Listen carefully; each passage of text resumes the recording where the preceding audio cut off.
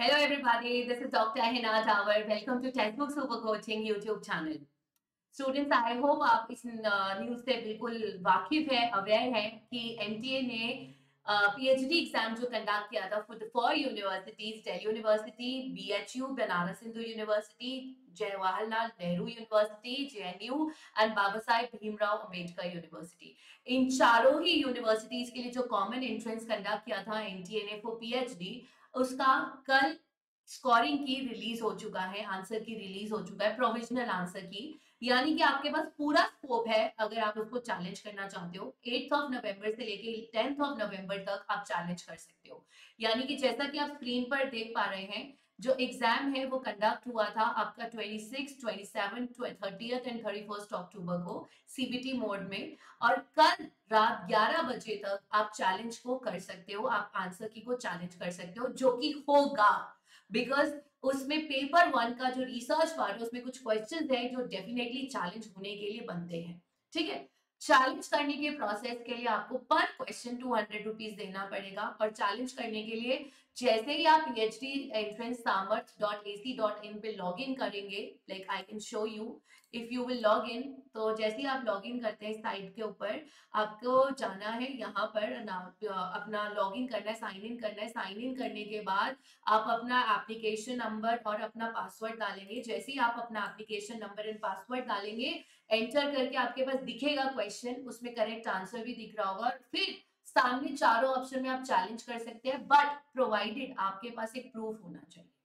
ठीक है, चलिए ये तो बात हो गई कि आपने चैलेंज करना है और चैलेंज का प्रोसेस क्या और लास्ट डेट क्या है।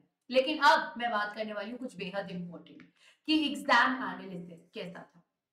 आप लोगों को मालूम है पेपर दो पार्ट्स में डिवाइडेड था, पेपर वन सेक्शन ए और सेक्शन बी। ठीक है, पेपर वन में थे 50 क्वेश्चंस और पेपर टू में भी थे आपके पास 50 क्वेश्चंस। पेपर वन में सिर्फ और सिर्फ रिसर्च था, पेपर नंबर टू आपके सब्जेक्ट। तो अगर मैं रिसर्च वाले पेपर की बात करूं तो 70% पेपर जो था वो एवरेज लेवल का था, जबकि 30% पेपर जो था वो डीप में था। यानी उसके लिए आपके पास in depth critical analysis, in depth knowledge बहुत जरूरी थी, काफी डीप में था पेपर।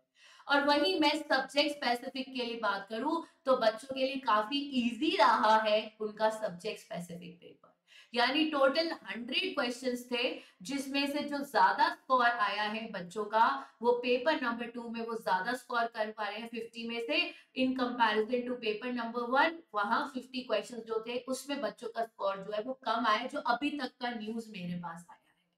तो ये था एग्जाम एनालिसिस। तो अगली बार अगर आप इस पेपर में बैठने की सोच रहे हैं तो मैं आपसे रिक्वेस्ट करूंगी कि पेपर वन का जो रिसर्च वाला पार्ट है, भाई लोग आपको उसमें थोड़ा सा ज्यादा एफर्ट्स करने पड़ेंगे, ज्यादा मेहनत करनी पड़ेगी। उसमें अगर क्लैरिटी नहीं है तो आपका पेपर क्लियर करना मुश्किल हो जाएगा। अब एक्सपेक्टेड कट ऑफ क्या जाएगा? अगर मैं पेपर नंबर वन की बात करती हूँ तो मेरे पास अभी तक का जो एक्सपेक्टेड कट ऑफ आ रहा है 35 के करीब बच्चों के क्वेश्चंस करेक्ट है आउट ऑफ 50।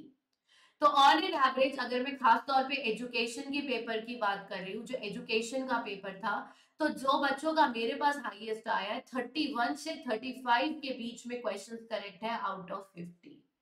ठीक है, और वही अगर मैं पेपर वन की मैंने बात करी तो 35 आउट ऑफ 50, यानी 31 टू 35 की रेंज ले सकते हो आप आउट ऑफ 50।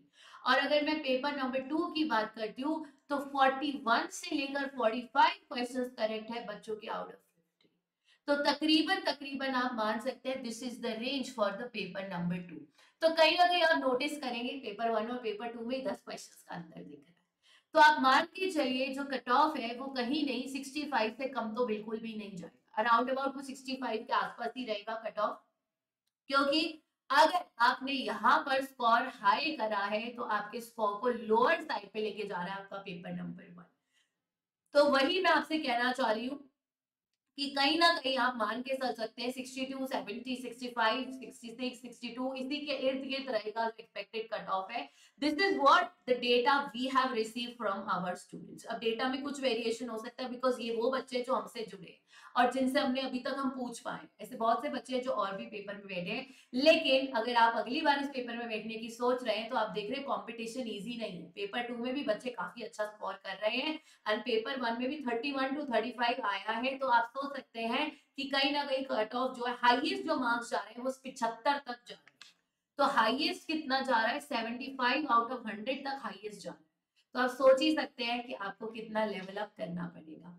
तो मिलते हैं आपके साथ free booster course and crash course में। तब तक रखिए अपना ध्यान, स्टडी हार्ड बिकॉज एग्जाम्स अब इजी नहीं है और दिसंबर अब दूर भी नहीं है। Wish you all a very happy and a prosperous Diwali. May God bless you with all the shining colors and you come out with your JRF in the coming December. God bless you all. Take care. Bye bye.